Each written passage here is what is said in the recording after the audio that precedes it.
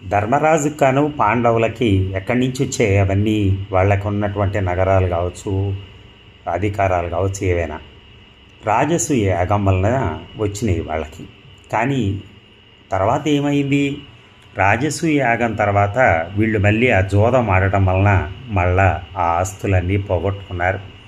పోగొట్టుకొని నానా బాధలు పడ్డారు. అంటే మనం సంపాదించింది ఏదైతే ఉందో అది మనం ఉంచుకోకుండా చివరికి వాటి అన్నిటినీ ఒడ్డేసి మనం చేయటము అంటే అది జోదరితనం కాకపోతే ఇంకా మరేముంటుంది చెప్పండి?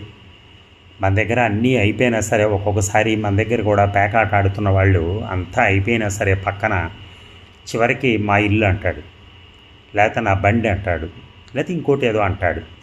ఇవన్నీ ఏమిటంటే ఎప్పటికైనా మళ్ళీ నేను పోగొట్టుకున్నది తెచ్చుకోవాలనేటటువంటి ఒకే ఒక ఆరాటం. కానీ అవి కూడా తుడిచిపెట్టుకుపోతాయని పాపం అప్పుడు